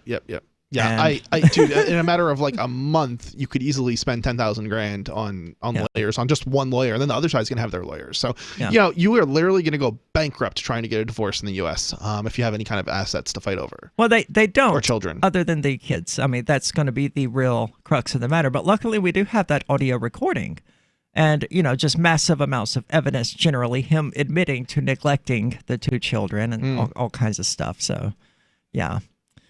I expect it to be, as far as divorces and child custody battles go, to be extremely vicious, but relatively quick. Okay. So that's what I'm expecting. My gut feeling is it's probably going to be a lot worse unless, if there is, the problem is that, you can continue to fight it out in court year after year after year, custody. So it's like, it doesn't end. I don't need to hear this, Chris. I'm sorry. It's so hard to get a decision. Even when you have evidence of like abuse and stuff like that, they at least look. I don't have personal experience with this, but not in Mississippi, and that's a huge factor here. Are they more quick to end the ties between the father and the child? Because usually they'll say, yes, well, okay. Mississippi is going to side with the mother 99.9% of the time, right? No matter what. Right. But when you start factoring in a guy who is a felon and who now has been arrested twice for violent offenses. So here's the thing: a lot of states will do something to the effect of, okay, mom gets custody, but dad gets the weekends, or if they're violent, maybe they'll be like, okay, you get to see the child, but only under supervision. Yeah, it'll be something like that. So it can go, these things the whole legal situation though is just like never ending because the father wants to see the child more, or whatever, and the mom doesn't want that. That's going to be a factor here. I don't know. Yeah. I'm just maybe not. Hopefully not, because that's terrible to say that, but So it's been a fun week or so for me. This actually kicked off last week. Right after I got back from Mississippi, this began just hitting ahead, and it was very stressful. Made worse by the fact that, I'm 1,700, 2,000 miles away. There's nothing I can do. It's not a short drive. I can, 17 hours at least, I'm sure. Yeah.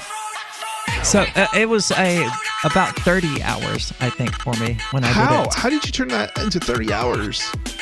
2 days? No, I drove it in one straight shot.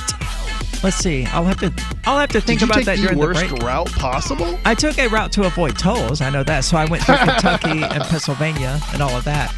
This is the Call to Freedom. We'll be back in just a moment.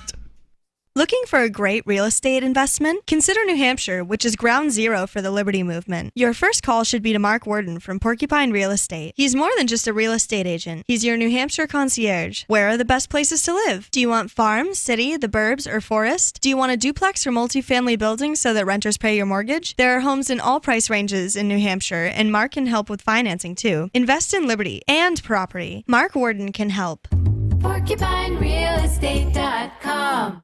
On Free Talk Live, we're bringing people to the ideas of liberty every day. From wrestling superstars like Glenn Jacobs. You guys really are having an impact, I believe. Like I said, a lot of where I am now is due to listening to Free Talk Live. You changed my mind on some very important issues years ago. To random people tuning in on the radio. I was kind of stuck in the left-right paradigm. I heard your show by chance on a Saturday night. From there, I went on, joined the Free State Project, and become an amplifier. So, that's really the reason why I amp is because I know that if it wasn't for you guys being on as many stations as you are, I never would have found the ideas of liberty. Your amp will directly change more lives by getting Free Talk Live in front of people looking for talk radio online and on the air. When you amp Free Talk Live, you get perks like access to the AMP-only Facebook group and AMP podcast. Visit amp.freetalklive.com. There are lots of ways to listen to Free Talk Live. Our podcast has been around since podcasts began, and now the FTL feed is loaded with content besides our full show archives. Did you know that we make it easy for you to customize your podcast subscriptions? We have different feeds, one that includes only our full shows, one with just the Daily Digest, and one with just the Edgington Post. You decide what you listen to. It's quick and easy to customize your feeds at feeds.freetalklive.com. That's feeds.freetalklive.com. Are you tired of governments murdering people around the world? Stop using their money. There is an alternative. Bitcoin is a stateless, free market, non-political currency. Bitcoin cannot be inflated or controlled by any government. By using their money, you are helping the state. Stop doing it. You have an incredible alternative available now. Learn it, use it, spread it. Get started with Bitcoin at bitcoin.com. That's bitcoin.com.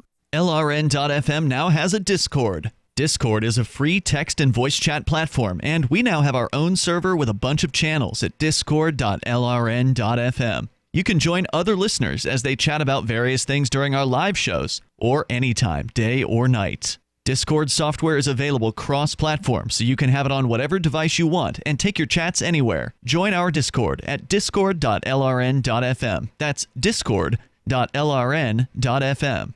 The Free State Project has reached its goal of 20,000 liberty lovers who've pledged to move to New Hampshire and get active to achieve liberty in our lifetime. Perhaps you're trying to figure out what part of New Hampshire should be your destination. If so, consider Keene. You'll find more than 150 reasons to move to Keene at move.freekeene.com. Keene is famous for its historic, publicity-generating activism, as well as being the liberty media capital of the world. It's home to freekeene.com, New Hampshire's destination for liberty activism, news, and opinion. For years, we've been compiling over 150 reasons to move to Keene at move.freekeene.com, where you'll learn about some of what's happening here and what makes Keene a great place to live. If you love liberty, you'll probably enjoy anywhere you end up in the Shire. But do your due diligence first. Please visit move.freekeene.com for the full list of over 150 reasons to move to Keene. That's move.freekeene.com. Join the LRN.FM Discord for live chat 24/7 at discord.lrn.fm. That's discord.lrn.fm.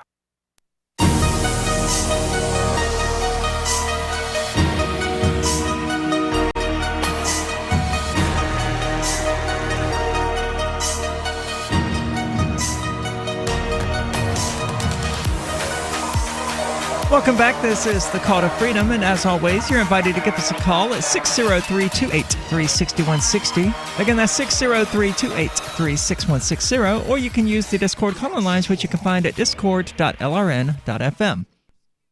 Now we're going to move on here to a discussion about copyright law, and evidently a country within the European Union, Sweden or Switzerland, I've already forgotten which one, Switzerland evidently passed a law that sort of does nothing. Well, I wouldn't say it does nothing. It just doesn't do anything that the copyright. Well, you know what? Honestly, I can't even say that. Let's put it this way: they're not happy with it. It's well, good. I don't want the copyright lobby to be happy with laws that are passed. Yeah.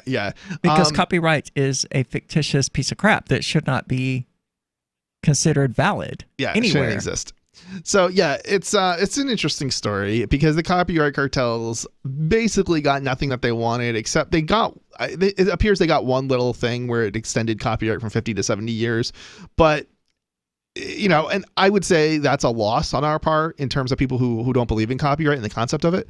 I would say that's a loss. But it's not anywhere near, it's not really what they were after. That's not what they really wanted. What they really wanted was things like site blocking and liability for people who downloaded copyright content from illegal, and I put that in quotes, sites on the internet. So let's get into the story here. And so this is a story coming from Torrent Freak. Swiss copyright law: downloading stays legal, no site blocking. And this is interesting because Switzerland is in Europe, but it's not part of the European Union. So they don't have to comply with the European Union's ruling that makes downloading criminal. Switzerland's National Council has passed amendments aimed at modernizing the country's copyright law to make it more fit for the digital age. While services that host pirate sites or distribute content can expect a tougher ride moving forward, users will still be able to download pirate content for personal use.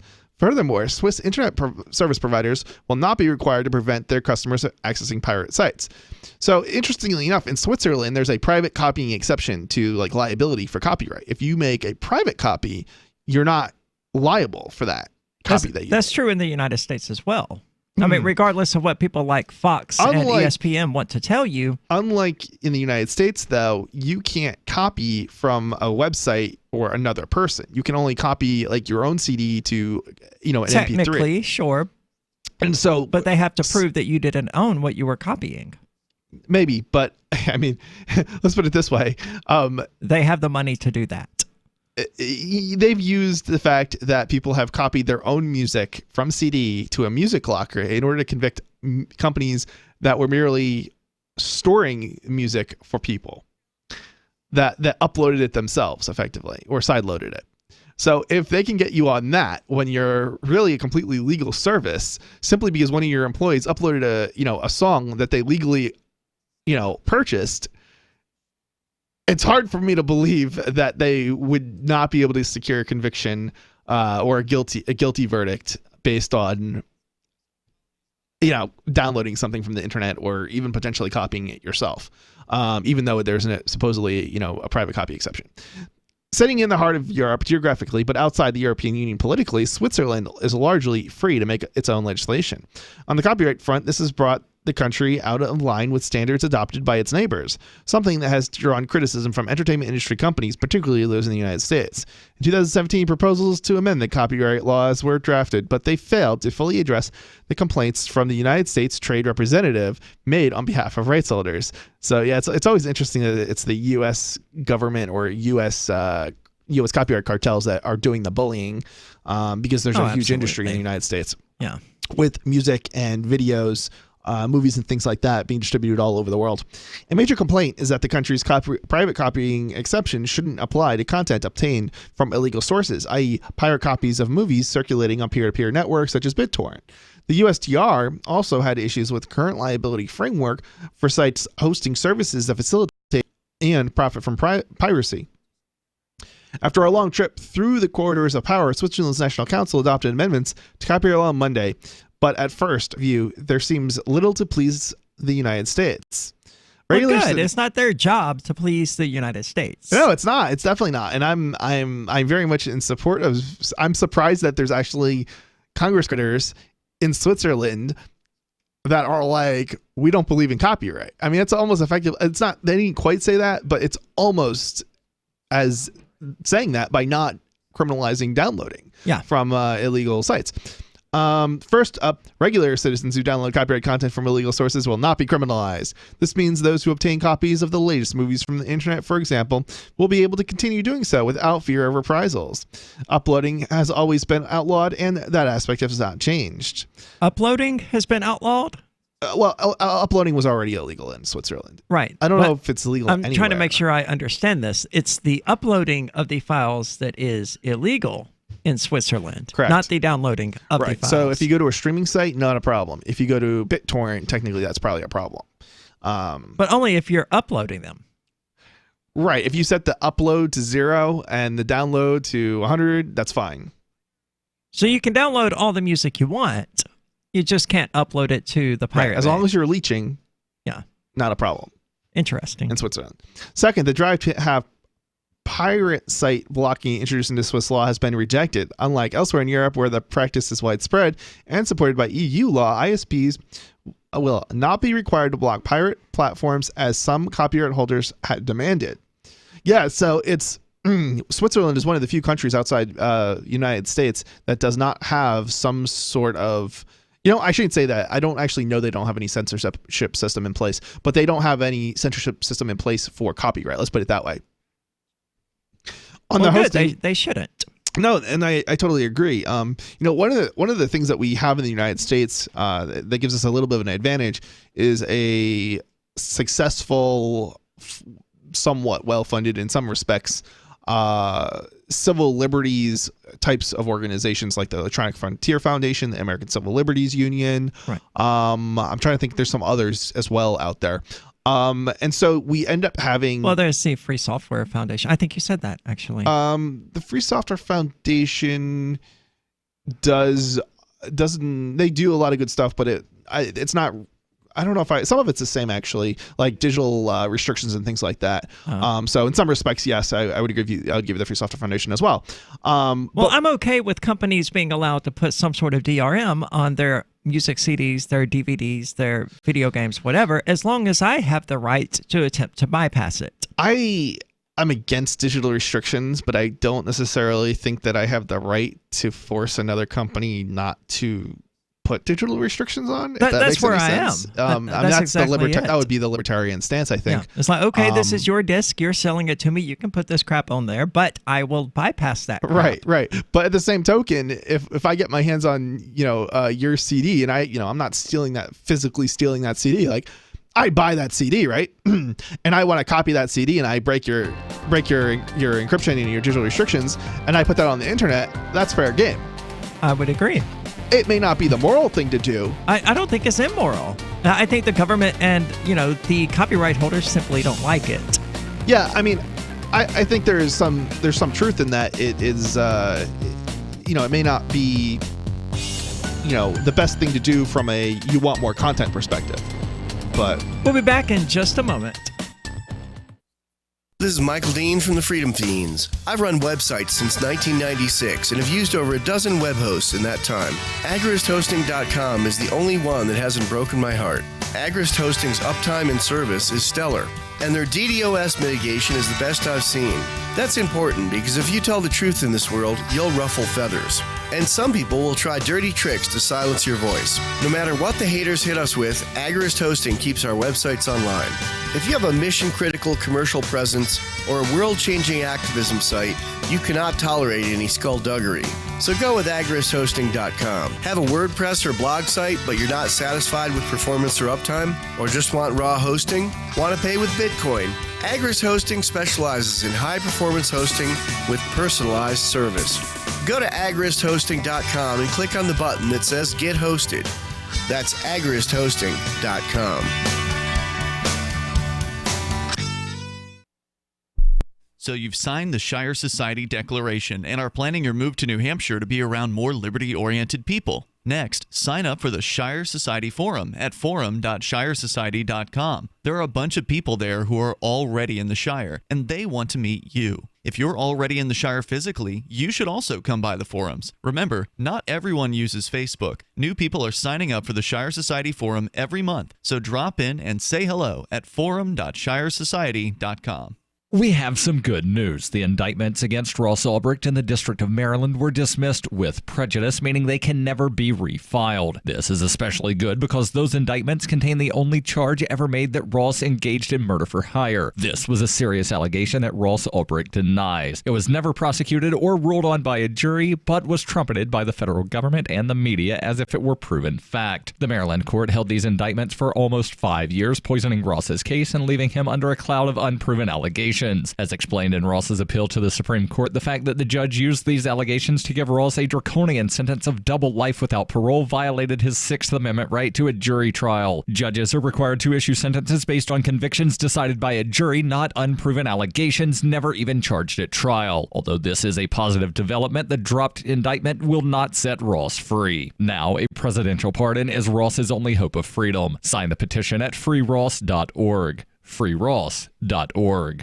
The LRN.FM social media channels have been revamped. We've eliminated Facebook and focused on other platforms like Twitter and Mastodon, the decentralized alternative to Twitter. On our accounts, you'll find posts from multiple LRN.FM show hosts together in one place. Follow us on Twitter at twitter.lrn.fm, or better yet, move to the decentralized Mastodon social media platform at toot.lrn.fm, toot.lrn.fm. I think you'll like it.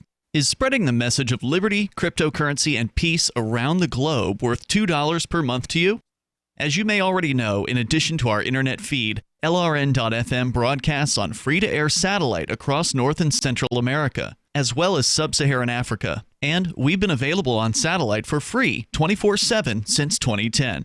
The LRN.FM free-to-air satellite signal is reaching some of the most oppressive regimes in the world, and there's no doubt our ideas are making an impact. You can learn more about the channel's impact by watching the 3-minute video at fund.lrn.fm. If you'd like to help free minds globally with our ideas of liberty, cryptocurrency, and peace, you can donate as little as $2 per month via fund.lrn.fm. You can help us continue and expand our satellite broadcast to multiple continents. Visit fund.lrn.fm today, and thank you for your help. Don't forget to share the link on social media. That's fund.lrn.fm. Live video of our key New Hampshire-based shows is streamed on DLive. Please follow and share at dlive.lrn.fm. That's dlive.lrn.fm.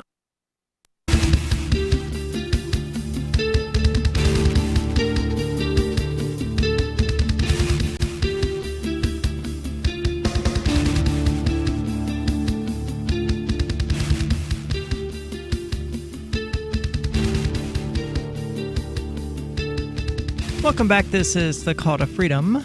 And I don't actually have Chris's story in front of me. He stepped out for the moment. But evidently, Facebook is partnering with Ray-Ban to help make its smart glasses happen.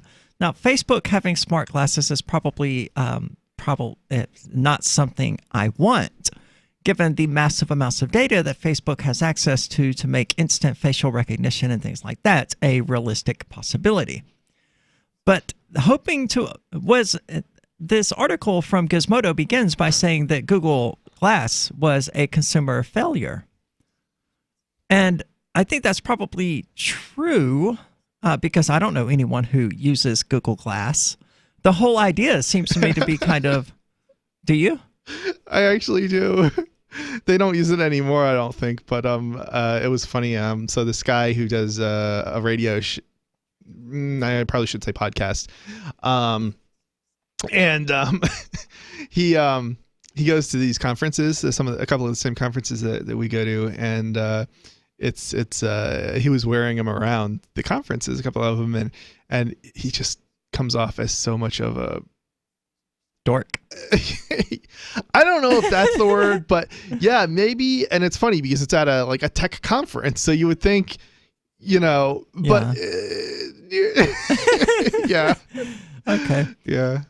Well, it's probably hard not to look like a dork in that. I mean, glasses in general tend to make people look dorky, as they say, because, glasses, people with higher intelligence tend to have poorer eyesight for whatever reason. Because they look at the computer and stare at the computer all day, every day yeah. Well, it could be that. I mean, I don't know. There just appears to be some sort of correlation where people with glasses tend to be smarter than people who don't have glasses, right? And that sort of led to the whole bookworm in glasses kind of stereotype in the first place. And it's just so pervasive within our culture that somebody with glasses does seem to be smarter than somebody without glasses, which is interesting because the headline image for this particular article is Mark Zuckerberg in a pair of glasses. And I got to tell you, he doesn't look any more intelligent in that pair of glasses. He looks a bit goofy, actually. So, Facebook has teamed up with the parent company of Ray-Ban to help develop its own augmented reality glasses.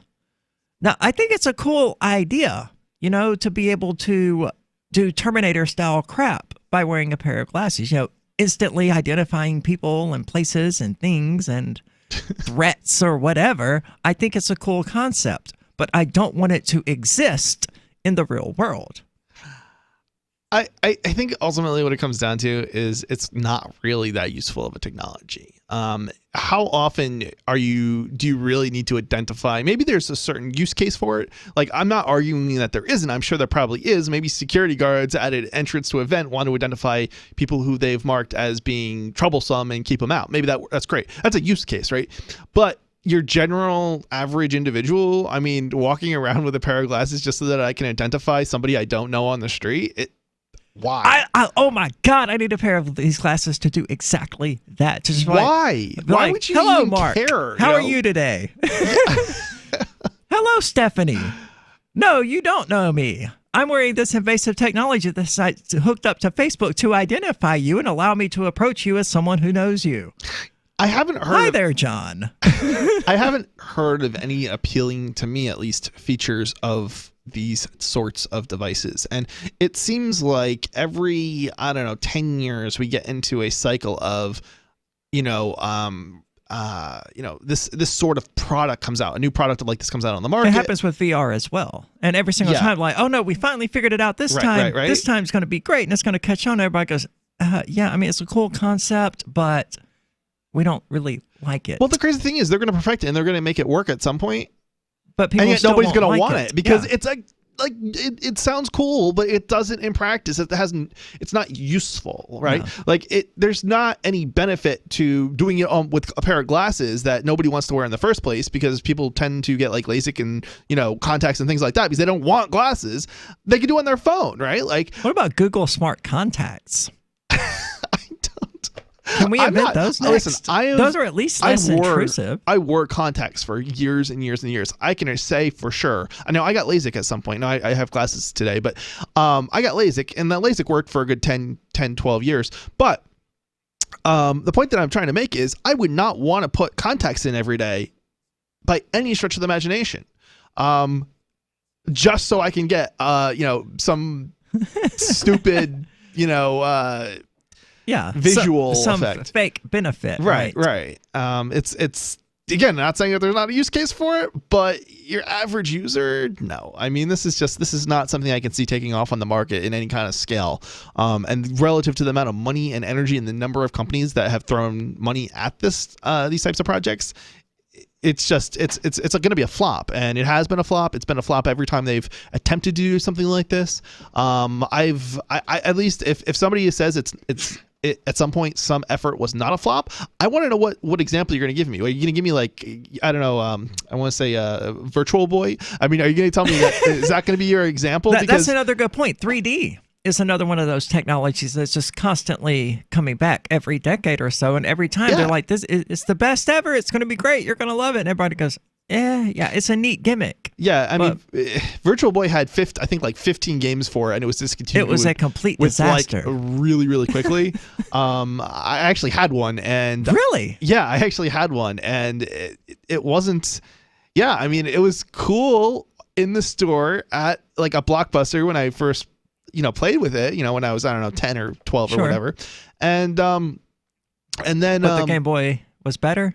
Oh my God, yeah, 1,000 times better. Sometimes don't you love technology? I mean, we had hundreds of games. Maybe there was only 15 games we played, right? But they were good games, right? Huh. And so it was so much better than the Virtual Boy, which was you couldn't play for more than 20 minutes without getting a headache. I mean, there were so many problems with it. Now, even if you resolve those problems, it's still not going to be a technology that is. We haven't resolved those problems, though. I've played Skyrim VR because my nephew has one of the VR systems, and I played it extensively. I reviewed it for the Eagle Times. And what I found with it was that, no, you didn't get an instant headache. But if you played it for more than like 20 minutes, the disconnect between what your brain thinks you're experiencing and what you're actually experiencing becomes so great that you end up with vertigo every single time. And it persists all day. If you play that VR for 20, 30 minutes, you're gonna be sick to your stomach all day. It's a complete disaster, a complete waste of time and money. But they pushed it onto us like, oh, you're gonna love this VR. And I'm not convinced that anybody out there has ever said, you know what would be really cool if we had virtual reality gaming. I mean, can you like the holodeck programs and things like that? That's supposedly the future of gaming, right? Your body will be the controller. And people look at that and I'm like, I think do you know how much energy that takes? I think a Star Trek like holodeck or hollow room or whatever. Yeah. I think that would work. But the problem is that I think it would.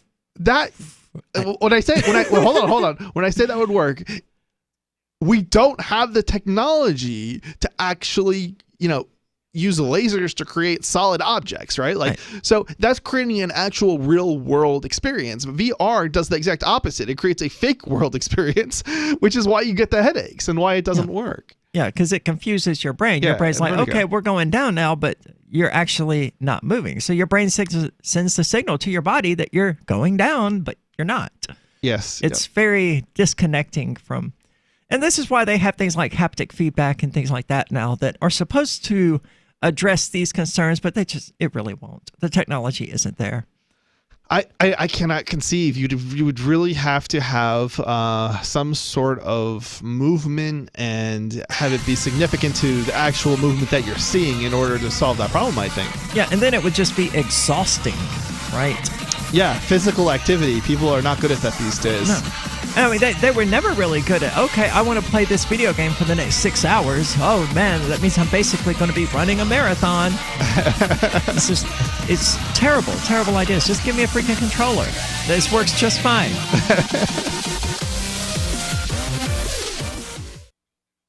The new 4th edition of Healing Our World, The Compassion of Libertarianism, will take your understanding of liberty to a deeper level and has over 1,300 updated references, new cartoons, and a foreword by Dr. Ron Paul. With discounts for multiple book purchases, the 4th edition of Healing Our World is a great gift for the liberals, pragmatists, environmentalists, and Christians in your life who think libertarianism is cold-hearted. Get yours today at healing.freetalklive.com and use promo code FTL for a $5 discount. In a survey, nearly 100% of boys ages 12 to 15 report that they have sex all the time and are definitely not virgins. Teens say they've gone all the way on numerous occasions, including vaginal sex, oral sex, and regular sex orgies. Previous studies suggested that most boys lose their virginity at 16 or 17. But when we gathered 13-year-olds in a room and asked them if they'd had sex, they not only said yes, but they also were clear that sex was no big deal for them, that they weren't nervous before having it, and that when they do have sex, They do it for hours at a time. And you discovered that these young teenagers have sex with nearly every attractive woman they know, including their babysitters, teachers, and even Hollywood celebrities. 10% of boys in junior high school say they received a blowjob from Katy Perry while they were on vacation in Los Angeles. And what about teenage girls? Did your study find out anything new about their sexual habits? We didn't talk to any teenage girls. The boys we surveyed told us not to because they'd probably just lie and deny it. This is the Onion News Network. Imagine someone in your community getting in their car, turning on the radio, and hearing the Liberty Radio Network. You can make that vision a reality with your own micro radio station. Visit broadcast.lrn.fm to learn how you can put our programs on the air in your area. You can have LRN.FM running around the clock, and you can even add in your own local shows. Building a radio station is simple, but programming isn't. That's where LRN.FM comes in. Learn more at broadcast.lrn.fm. That's broadcast.lrn.fm. Cell 411 is a free app for Android and iOS that replaces government-controlled 911. Cell 411 allows you to preset a group of friends or private organizations to show up at any emergency. Cell 411 is a nightmare for the state because it proves their so-called services aren't needed. Cell 411 has had thousands of installs, and of course it's covered by the BIPCOT no government license. Cell 411 because your friends won't shoot you when you're in trouble. Without the government, who would build the emergency services? You and Cell 411. Get it today at getcell411.com. Some of you asked, and now we've delivered. LRN.FM's live Keene, New Hampshire studio shows are now streamed in HD on Twitch. Visit our channel at twitch.lrn.fm and give it a follow. If you have Amazon Prime, you get one free subscription on Twitch. If you use it on our channel, Twitch will give LRN.FM a monthly piece of your Prime subscription cost. So please watch, follow, share, and subscribe to twitch.lrn.fm. That's twitch.lrn.fm. This is a special alert for business owners, consultants, coaches, folks planning retirement, entrepreneurs, and anyone who is saving and investing to build a financial future. You are likely aware that financial privacy for most people has recently died a miserable death. And let's face it, without privacy, there really is no security, is there? Bankrupt governments and banks on the verge of collapse are perhaps the biggest threat to your financial future today. The Lighthouse Law Club recognizes this and has been working diligently to provide safe, secure, and productive tools to ensure your privacy, your financial security, and your future financial well-being, despite the catastrophes which many people fear are looming ahead of us. Find out more with a variety of free videos on the YouTube channel for Lighthouse Law Club. Just search YouTube for Lighthouse Law Club and secure your future today. You're listening to the best liberty-oriented audio streamed around the clock, on the air, and online. This is the Liberty Radio Network at LRN.FM.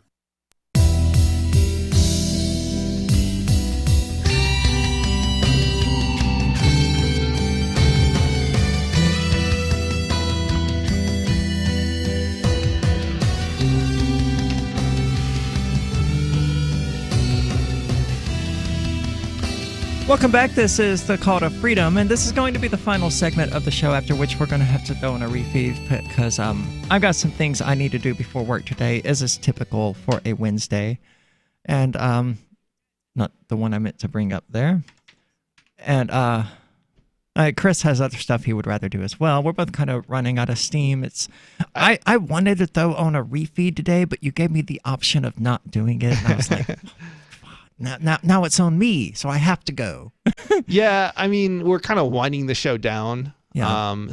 But I will mention that I do have a not that terribly different kind of show where a lot of stories that you hear on Call to Freedom I'm also doing on another show called Freedom Decrypted that airs on LRN but not live, but it does air live on freedomdecrypted.com. So check that out if you're really into Call to Freedom, because we basically cover a lot of the same kind of stuff. But with more of a focus on tech and tech people being there. Yeah, we focus on stories that are interesting to people who are technical minded, but it's still a libertarian show. So it still has a lot of the same stuff that Call to Freedom and Free Talk Live. It's the same kind of setup kind of, we talk about this, we critique, what's happening in the news, and you say, hey, this isn't right. This is a lie. This is this is some left-wing conspiracy, nonsense. Right. And so you get a lot of the same stuff, but it's a 3-hour show. There's less commercials on it, just because it's we have like 2 breaks in the show in a 3-hour show, so it's a lot more content, less commercials. Nice. Yeah. That's also more exhausting. It's a 3-hour show as well? It's a 3-hour show. Yeah. See, because Sex and Psychedelics is going to be a 2-hour show. I've already made that decision. It's not that, so it's not 100% 3 hours. It kind of goes to when it goes, but it's somewhere between 2 and 3 hours. We have done a little bit less than that at some points in the show, but it works well as a 3-hour show, just because there's usually most weeks a lot of interesting content to talk about. True. And we actually have frequently too much content. Like, I could go through in 3 hours without all these breaks like we have on Call to Freedom and Free Talk Live. I can literally go through like 20 stories, 20, maybe even more than that, because there's the time.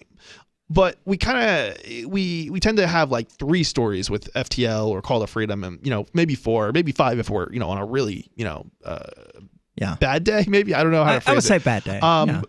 But yeah, so in some respects, I actually think we go through too many stories, like cover too much news topics on Freedom Decrypted. But we're also covering it for the week. We're not covering it. It's not an everyday show. Right. So we do get to pick out what's the most interesting content for the week. And so often the shows are actually very interesting. I'd be shocked if they weren't. Right. There are, because we have more content to pick from. But at the same time, there's also weeks where there really just isn't anything all that, interesting going on. It doesn't happen that often, but we had one like 2 weeks ago where there just really wasn't anything worth talking about. And so I think it's the only show where we actually, for I don't know how many shows, like maybe 20 shows now that we've done. The last 15 shows, let's say, that's probably the only show where we didn't have a good 3 hours worth of content we had content, we had more content that we could have done, but it just wasn't really going that well, because it's just like, okay, I got the story, but we can talk about it, we can read a little bit about it, but there's nowhere to go with it. Right. Like, if there's not something to argue about, right? If there's not something to be like, this is wrong, or this is misleading, or something, it's not going to be that interesting a conversation. And what is radio? It's conversation. It's not really about the stories themselves. It's about, what's, the conversation between 2 people effectively. Right. That's what makes these types of shows interesting. So it's also why when I've done shows by myself alone, the shows don't come out they're not as interesting, because there's not a conversation going on. Sure. You can critique what's happening in the news, but you can't really have a good conversation that's worth or as interesting to listen to. So, right. It's definitely, the stories themselves are sort of a building block for the conversation, and little more than that. And we take the seeds from that story and we build the conversation, which definitely requires more than one person. Sure, I can probably rant into a microphone for 2 hours without much problem, but it would not be entertaining to me. After a few minutes of that, you need somebody else to offer some other type of point. Yeah, it's also good to have somebody with a different perspective, at least a little bit of a different perspective, so that like you can have a back and forth or a different knowledge base, right? Because if everybody is exactly the same, it doesn't make for interesting radio. Right. It's why bringing on somebody from a completely opposing perspective can create some of the most interesting content. It's hard to get somebody to come on like a libertarian show who's a socialist, or it's not unheard of though. We did get both Matt Keenel and I think Joshua Smith on Call to Freedom at one point during the last LNC race, and that was pretty entertaining. Yeah. And ultimately, that's what that's what you strive for. I think is that kind of entertaining value. It can also be to make a point and give a voice to a group of people who either yourself or maybe somebody you disagree with perspective, because ultimately perspective, having people who you disagree with talk about issues and seeing their perspective can also impact your perspective, because there may be things that you're not considering. Maybe somebody is a terrible person and what they're doing, but there's a reason they're doing it, right? And so you can now see it from that perspective and be like, okay, well, maybe outright banning this is not the way to go. Maybe we can have that person benefit from whatever they're doing that is wrong, but at the same time, maybe no longer have it hurt another person, right? It accomplishes the same goal. Maybe it's disgusting or gross or whatever that they're doing, but it's not actually harming anybody if we just change our laws a little bit. And having that kind of conversation, I think, is much more interesting than, just going with the status quo or joining a mob. So, yeah. Certainly. So we were talking about Facebook's next Google Glass or whatever. I don't even know what to call these things. Augmented reality glasses, I suppose. It seems like it would be useful for the recording software as well, having something that is just constantly recording what's going on in your life. Not that any of it would be interesting, like 99% of it would just, need to be deleted at the end of the night. But if you're walking down the street and some cop decides he wants to ruin your day, well, you're already recording. But I could see it being useful, potentially useful in a case where, like, and I don't know what a cop would say. I mean, the cop would probably tell you to take the glasses off. But they don't look that different from normal glasses, do they? Yeah, they do. They got at least the Google glasses have like a glass in front of it, and like there's two lenses. It's very weird. I don't think I've ever actually looked at these. I need to. Yeah, take a look at them. I would have to say that I would say a cop will probably tell you to take them off, because especially if they're gonna do something like beat the out of you, behind the cruiser where there's no cameras.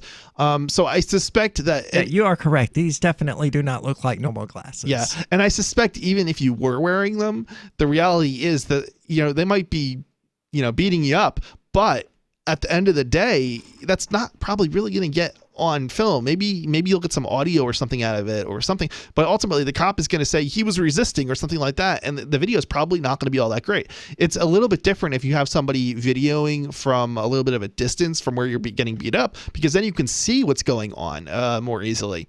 True. But if you're the one doing the recording, the cops are just, they're in even for that use case where you think it might be useful, it probably is not going to be anywhere near as useful.